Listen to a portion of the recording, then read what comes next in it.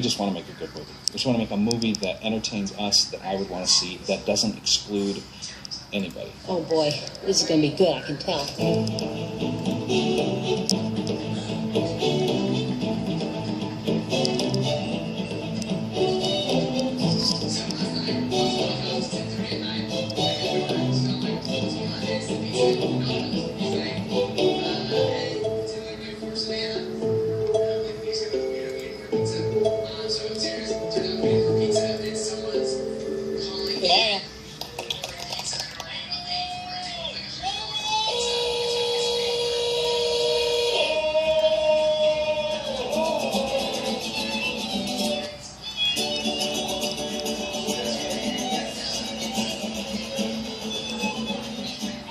I always believe in research. No matter what the subject matter is, you cannot do enough research. Because so much believability will come out of what's really there.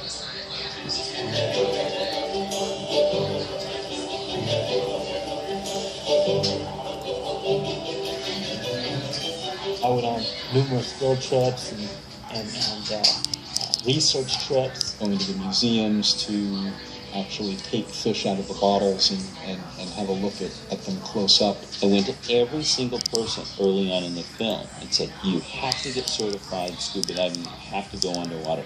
We cannot make a movie about the underwater world without you experiencing it firsthand. The design of the coral reef has been really interesting because we had all taken scuba lessons and gone and looked at the coral reef. It was spectacular. Just experiencing the reality of a world like that has an enormous psychological impact and an impact inevitably on the work you begin to create. People came back just with these eyes like, it was amazing! You know, I said, I told you!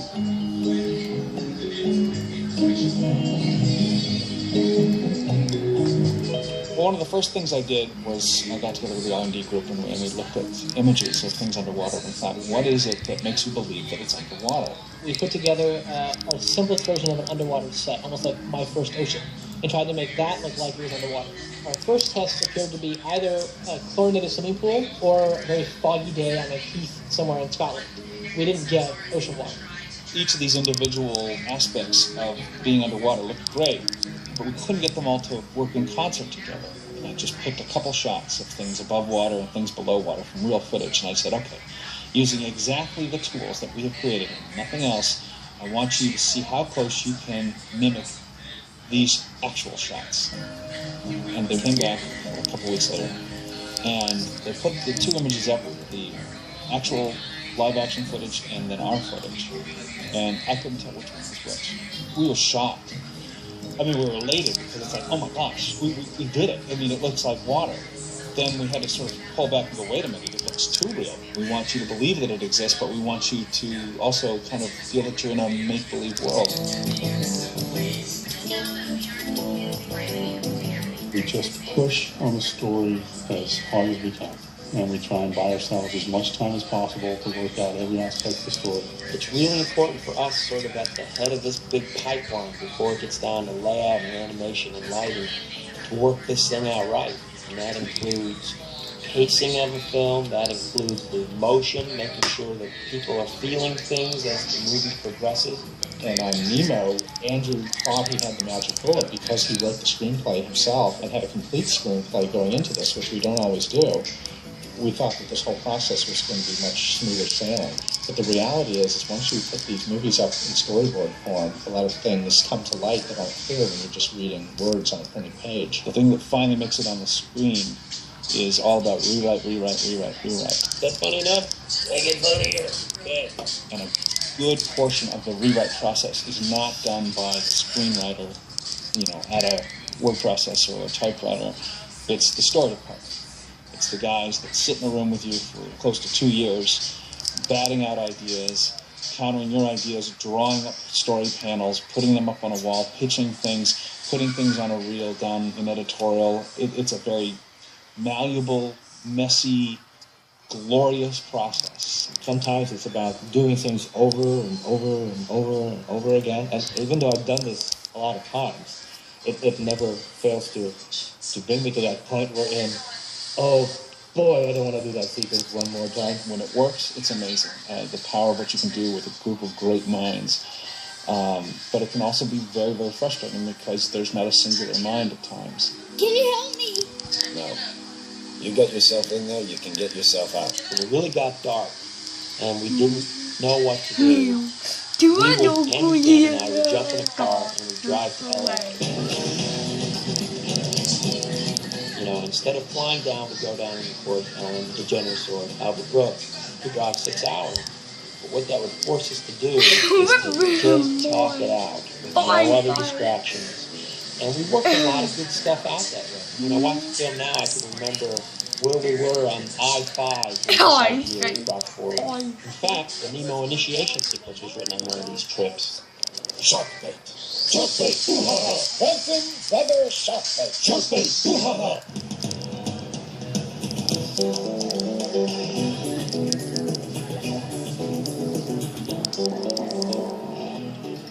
We cut the boards together with dialogue, temp music, temp sound effects. It's very important that the experience of viewing the story reels for the audience is going to approximate the experience of viewing the finished film.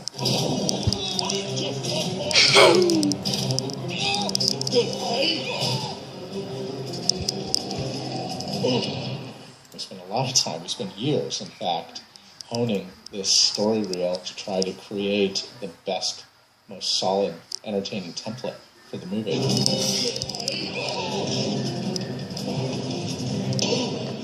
What we decided to do was to establish a range of underwater color to track the characters through the film. So with the reef, we start with crystal clear, kind of very light greenish turquoise. And as the film progresses, it gets darker green turquoise, and then black, and then blue. And then as we get closer to Sydney Harbor, it becomes greener. The pastels are used to kind of outline the color and the mood and the lighting for the entire film. Here's this morning in Pelican.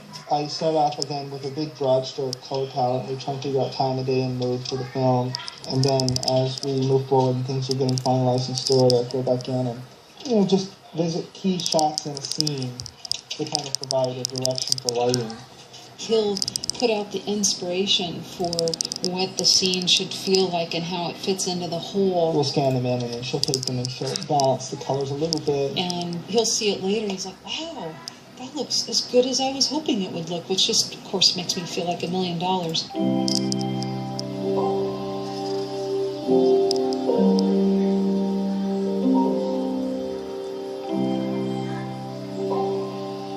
It was by trying to make a shot appear to be like you see when you scuba dive and you're underwater that we came up with a whole bunch of elements that were critical to making a shot feel like it was underwater, which include how it surges and swells back and forth, the particulate matter in the water itself, murk being the fall-off of color that water filters differently than air, the caustic lights, which is the light play from the surface that you see in the bottom of the swimming pool, the beams those things go through because water is so much denser than air, you can see the light shafts themselves. Okay, now how is it different being in a reef than being in deep ocean water than being murky in a harbor?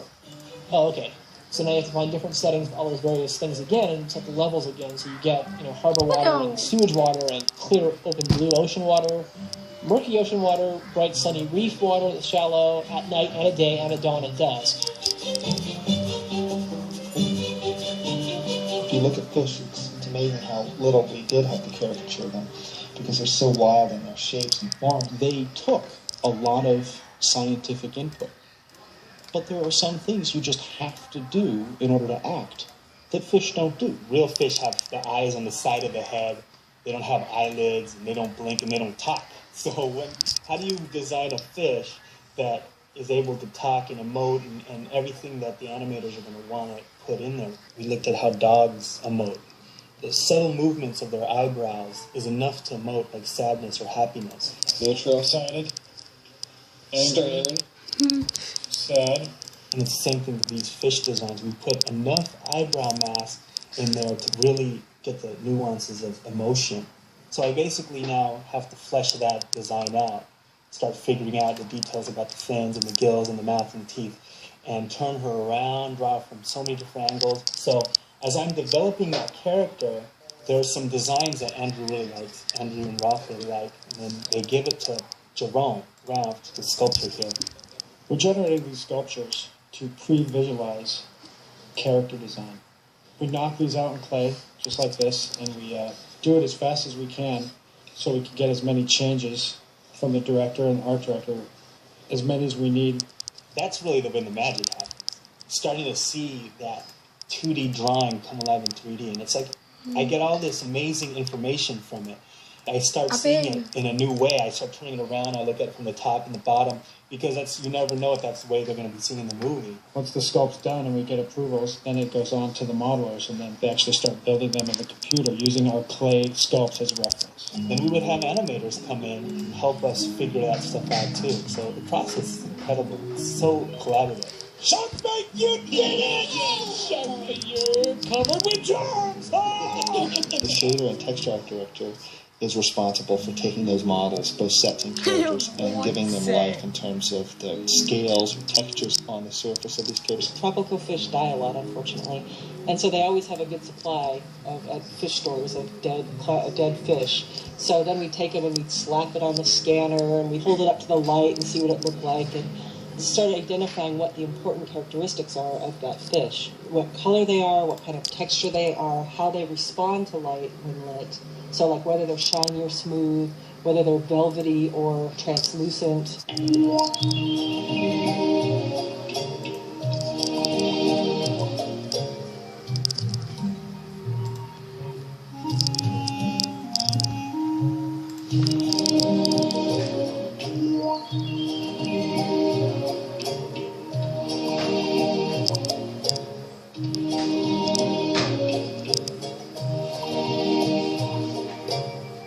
So you do like it, don't you? No. I do. I really do like it.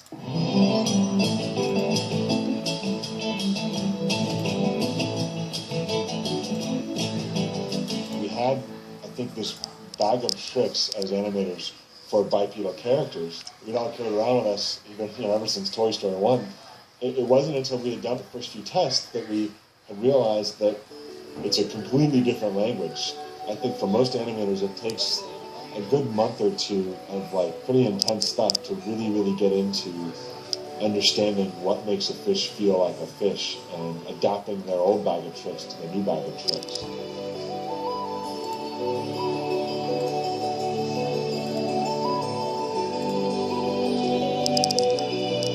One thing I always equate it to is animating fish is like animating toilet paper underwater, but like muscular toilet paper. It's so loose and smooth everywhere, but then muscularly driven that that's a hard thing to do. One of the first lectures I gave was on how fish move, and I was sort of amazed to get called back just 2 days later to sort of look over some of the things that they had dummied up based on my lecture. And this fellow was showing me how the fish moved and everything. I said, they can't move their pectoral fins like that. That won't look right.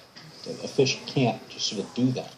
He said, Adam, fish don't talk.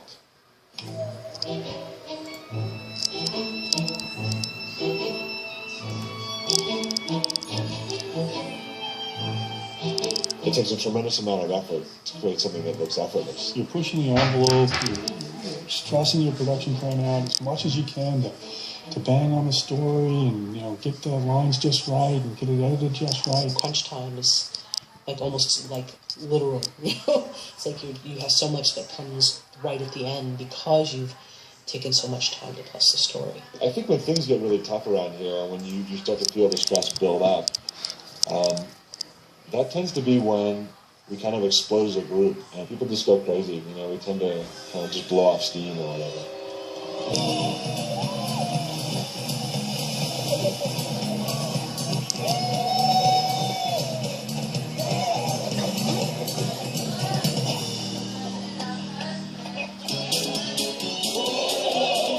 What happened when we moved to this big building is you don't see the people that you used to see all the time. And I think that a lot of us were missing each other and missing that collaboration. It's called the Ugly Contest. Basically, all of the men have grown mustaches. The women have put eyeshadow on from their eyelids all the way up to their eyebrow, like obnoxious color. When they're in the building, they have to have it on. When they're outside the building, they can take it off. So I think they actually get away with being a little lighter because this thing doesn't come off. I started adding more makeup, and eventually I had the complete face, and then I decided that I'd start to wear different outfits.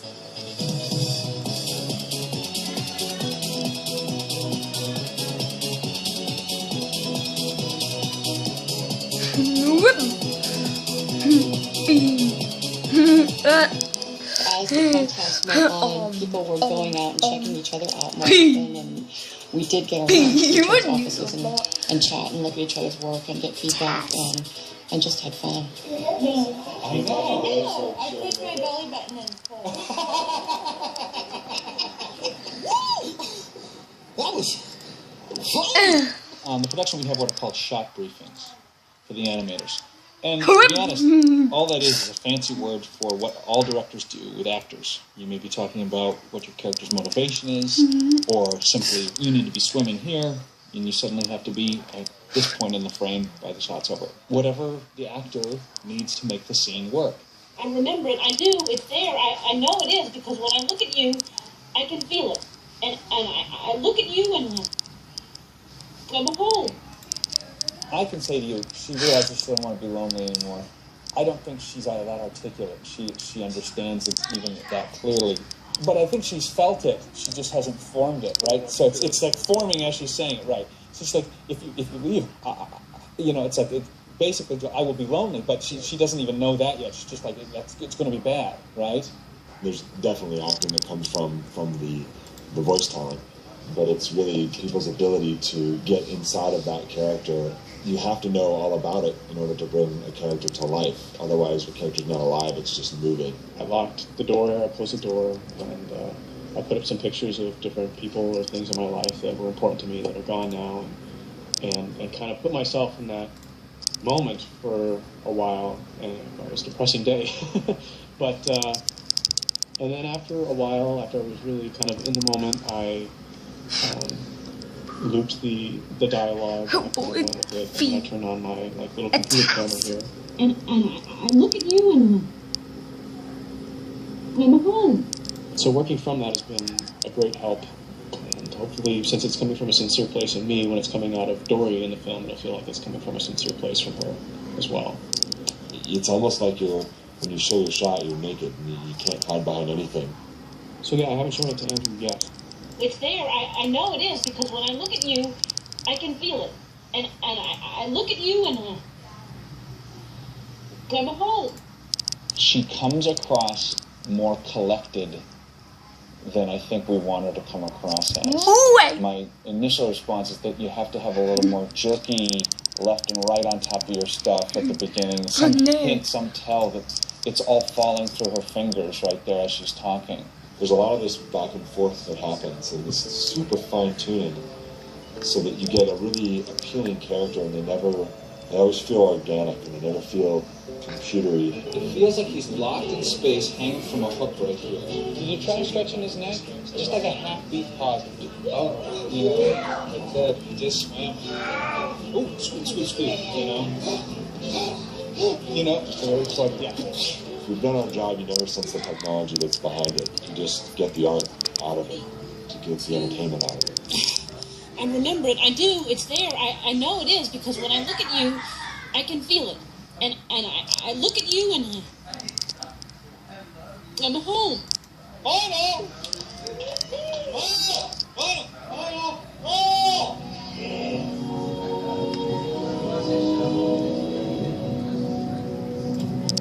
I think that the interior of the whale scene is a good example of just an enormously challenging sequence from all avenues.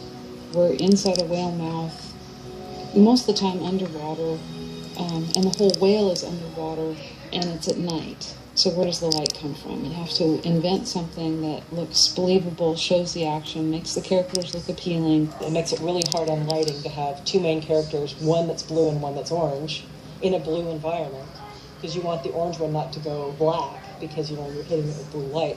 there was some concern about Dory disappearing, considering that we're in a lot of blue in this film, and turquoise and things. But that just goes to show you how terrific the lighting staff is here. Yeah, we're real hot. So what color is your sunlight? That really super deep, dark blue with a shadow or Squirt on. Some of this might be in shadow from the cabin. Yeah. I'd say the most challenging part of my job is usually we have a lighting crew that's 30 to 40 people, and we're all trying to make the same movie. We're all trying to make shots that look like they could have all been lit by the same person. It looks awesome. Huh?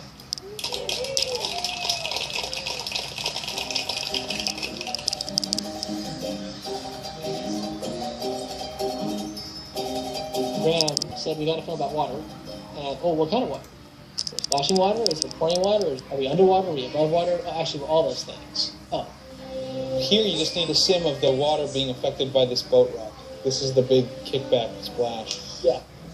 The producer, half of my brain, looks at a schedule and goes, I cannot splash water in 800 shots. I cannot afford to do this. The director, half my brain says, we're going to splash water in 1,200 shots. Every shot needs splash because we're in water. Okay, both are not really true, so where's the middle ground? If you do it right, you get a couple shots you spend a lot of money on that look just, they're so cool. Oh, you just melt. They're amazing. And the water does everything. It's completely real. We totally controlled it. And you feel like a rock star. There are a couple shots you do about half that in, and a couple shots you don't do that at all. And if you pick just the right ones to spend your money there, as an audience member, you watch it and you believe the whole thing. Gummy bear. Almost 3.5 years. It's a long time to work on something and still not know whether or not it works. I mean, I thought it worked, and I thought it worked the first year that I'd worked on it. So you never really know until you see it with that preview audience, especially when you've seen it so many times. 2 years later, dead ends or wrong turns and changes. You just get sort of beaten down. About the 20th time, you're not laughing at that joke anymore. You forget that that joke's funny. I was in a very vulnerable state, and I think the whole production was. We just didn't know what we had. Gas. So when those lights went down, my stomach was just churning. And I was practically gas. Not only did the screen go well, they were the best 2 screenings we've ever had in Pixar's history.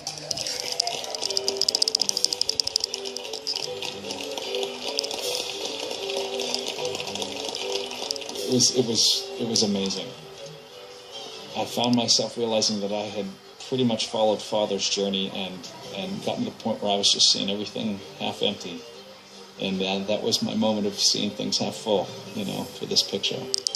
Go home! The story right really played.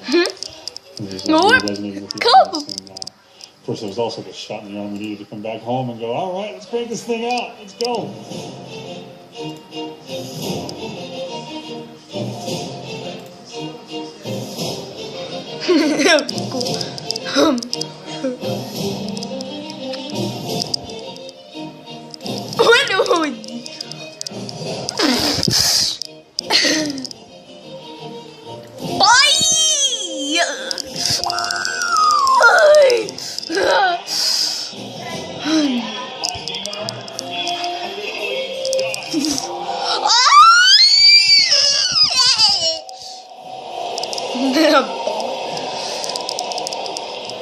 Take an audience to a place you want it to go, and they get there.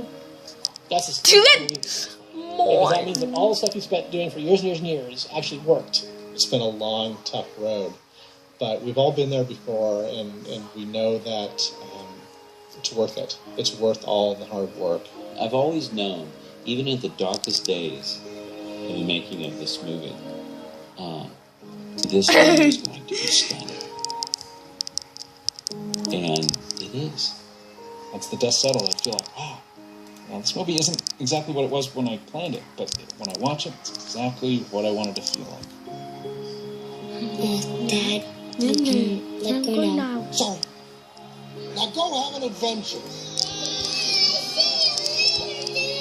Bye, Elmo. Nemo. Nemo. Bye, Nemo.